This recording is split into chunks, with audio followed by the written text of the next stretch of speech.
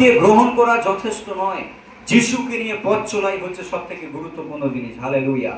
যিশুকে শুধু প্রভু বলে স্বীকার করা যথেষ্ট নয়, যিশুকে প্রভু বলে স্বীকার করে ধরে রাখা সেদিন পর্যন্ত সব থেকে গুরুত্বপূর্ণ জিনিস। আজ আমরা ভাবি আমি একবার যিশুকে গ্রহণ করে নিয়েছি, আমার কাজ শেষ, অথবা আমি প্রভুকে চিনে নিয়েছি, আমার কাজ শেষ।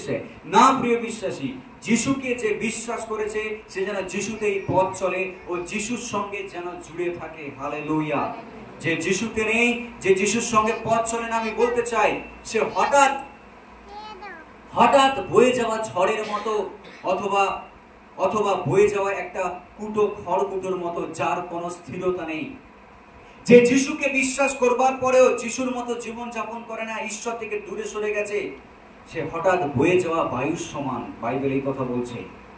আর ঈশ্বর তাতে সন্তুষ্ট নন।